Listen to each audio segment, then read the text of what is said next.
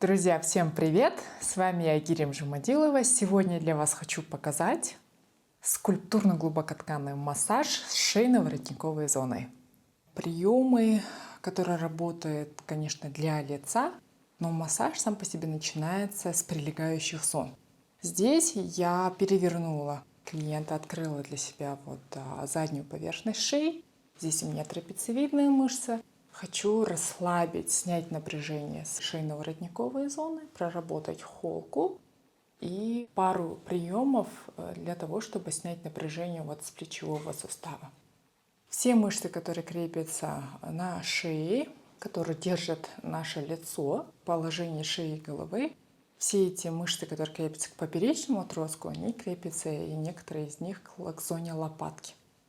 Поэтому есть смысл проработать вот эту зону до лица. Но это такая методика. Каждый по-разному выполняет. Начинаю массаж. Я немного для разогрева. Немножко буду использовать сегодня такой маслянистый крем. Первый прием, поглаживающий прием, это основные техники массажа, основные приемы массажа. Так, запускаем лимфу. Такие дренирующие техники я использую здесь. Также потихонечку, большим пальцем я начинаю углубляться возле позвоночника. Это у нас трапециевидные мышцы, и потихоньку ввожу вдоль позвоночника вниз, к грудной зоне. Раз, два, три, четыре, пять, шесть. Раз, два, три, четыре, пять, шесть. Раз, два, три, четыре, пять, шесть. Раз, два, три, четыре, пять, шесть. И дальше прием у меня переходит на такие валикообразные приемы. Здесь мы балансируем миофасциальное натяжение, конкретно в этой зоне. Потому что мы понимаем причины возникновения разных возрастных изменений на лице. Это в первую очередь резорбция костей, усыхание костно-мышечной структуры, нарушение баланса миофасциальное, также застой лимфы. Это все у нас на лице отражается, поэтому, когда мы делаем такой омолаживающий ритуал, важно проработать воротниковую зону.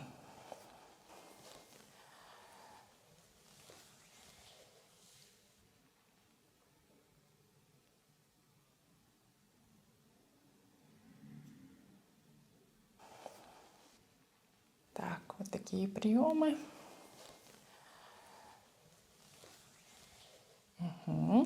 Следующий прием. Уже локально буду прорабатывать зону холки. Здесь я замечаю, что трапециевидная мышца, она очень напряжена. Кстати, когда мы устаем, у нас шея уходит вперед, голова наклоняется, и, естественно, нарушается кровоснабжение, страдает венозный отток, артериальный приток.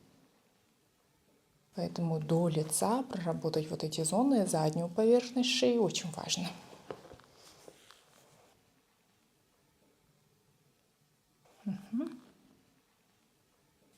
Раз, два, три, четыре. Я потихонечку перехожу на зону лопатки.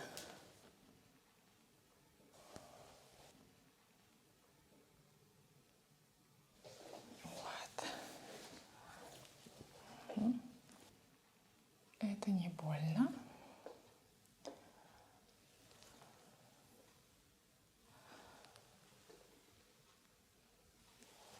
Приемы классического массажа тут будет, конечно, уместно. Каждый мастер работает по-разному. Так, чуть-чуть опускаем руки.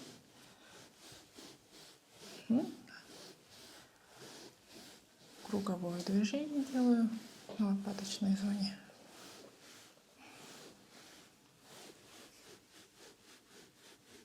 Медленные движения.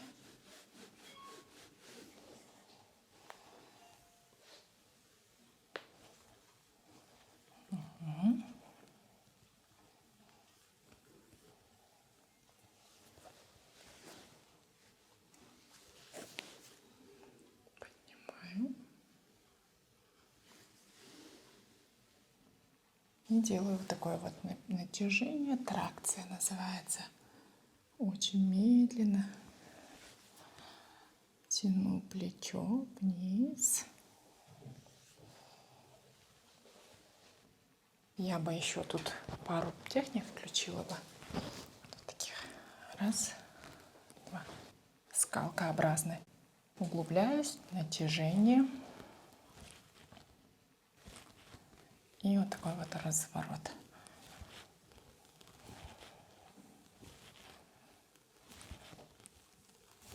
Если есть натяжение и напряжение в зоне лопатки, для воротниковой зоны, то вот этот прием очень хорошо снимает. Кстати, уменьшает холку.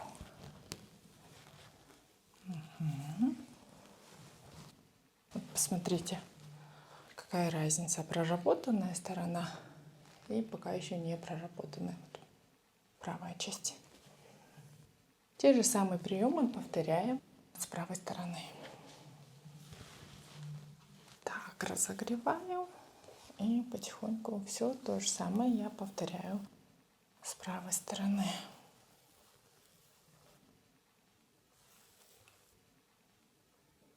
Мастера, которые уже давно работают, они, условно говоря, образно говоря, начинают видеть руками, где есть напряжение.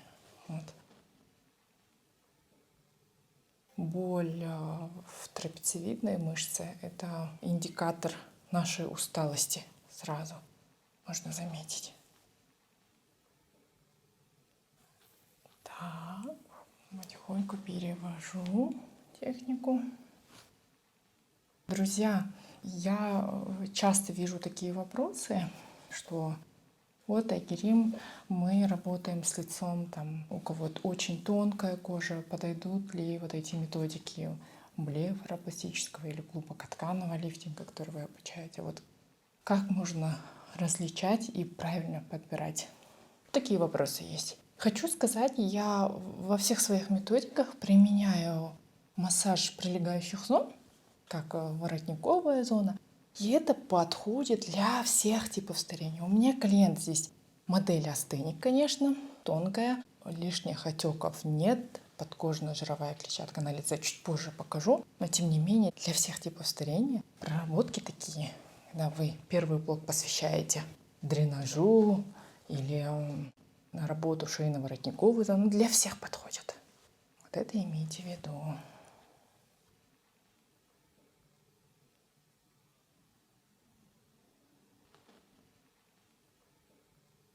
Так, такие скрутки выжимаем. Скрутки выжимаем.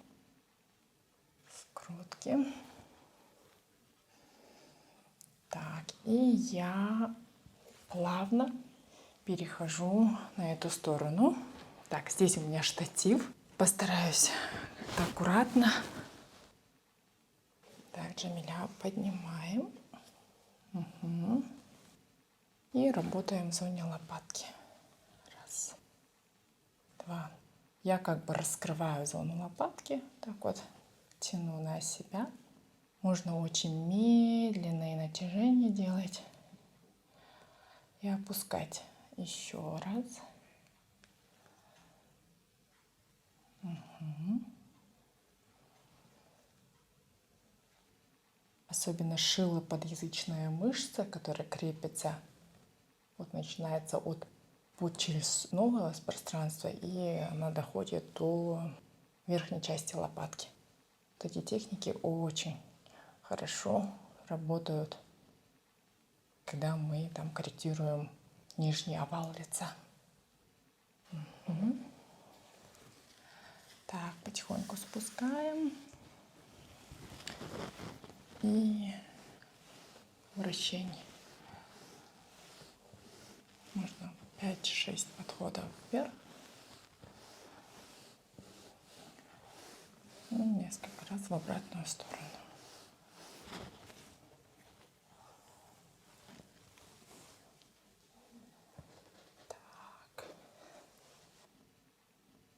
Так, стойка мастера здесь меняется. Я стою в изголовье и постараюсь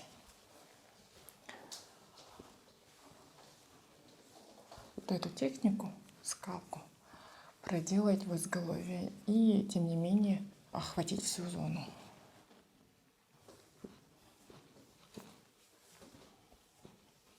Уплотнение, натяжение, уплотнение. Я работаю предплечьем.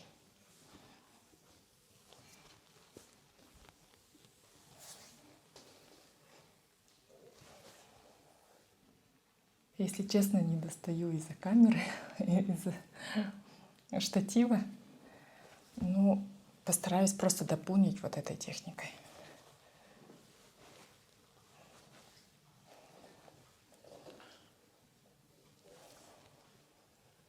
Я кошкой называю вот этот прием.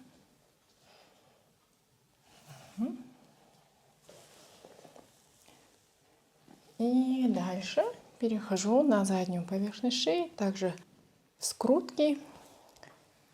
И все это сливаем в близлежащей лимфатической станции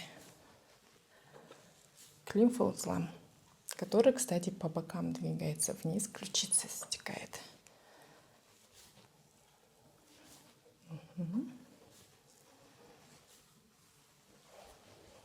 Можем также повторить с этой стороны.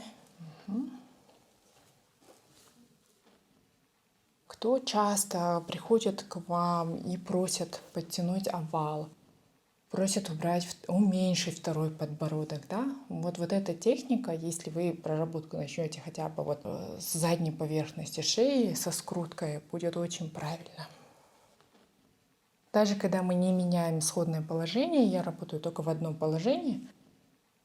Клиента перевернула лицом вверх, то я руками просто достаю эту зону и не лишний раз, как положено, прорабатываю. Я это на моделирующем массаже показывала как-то. У меня есть обучающий курс «Моделирующий массаж лица». Там я не меняю исходное положение клиента, но тем не менее прорабатываю эти зоны. Теперь я плавно захожу на сухожильный шлем головы. У нас лицо состоит из 5 элементов, вы знаете, да? Это кости, это мышцы, это фасции, апоневроз, сухожильный шлем головы. У каждой из них есть своя роль. Поэтому при работе с лицом обязательно нужно заходить на голову от основания черепа. Можно проделать пару техник. Здесь у нас, кстати, крепятся мышцы головы, которые нам позволяют крутить головой, то есть поворачивать направо, налево. Кстати, у многих есть напряжение на лбу, связано с затылочной зоной головы. Я считаю, больше нужно проработать затылочную зону головы перед тем, как зайти на лицевую часть. Видите, я заднюю поверхность ушного прохода тоже прорабатываю. Здесь моя цель — улучшить подвижность ткани. То же самое повторяю на этой стороне.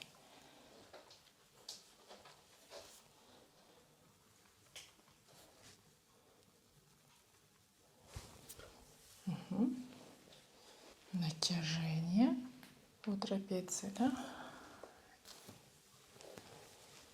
И натяжение в сторону.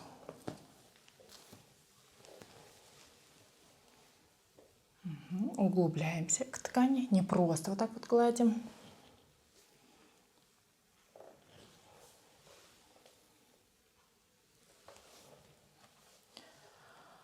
Все, если есть холка на этой стороне, то с этой зоной вы чуть больше работаете. разогреваете ткань.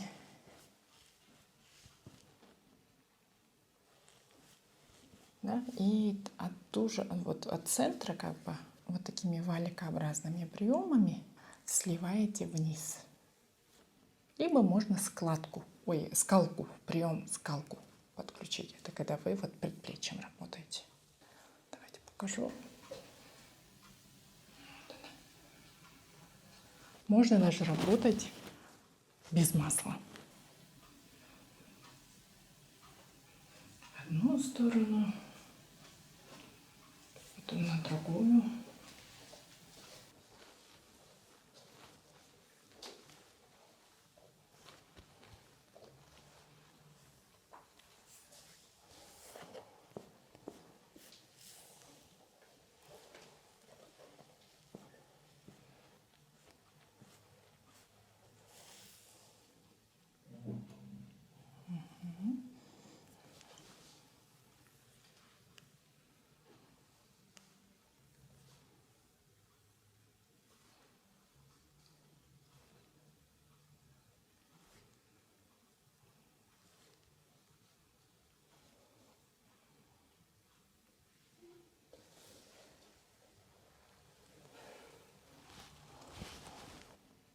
Все, где-то 10-15 минут, может 15-20 минут проработали. Мы завершили проработку шейно-воротниковой зоны, проработали трапециевидную мышцу, которая показывает нашу усталость, да? Проработали зону холки, что немаловажно при коррекции овала лица. Завершили, теперь я поменяла исходное положение. Здесь я буду заниматься дренажом в зоне декольте, с поверхностными мышцами шеи буду работать и плавно зайду к лицу. Это я покажу уже в следующих сериях. До скорых встреч!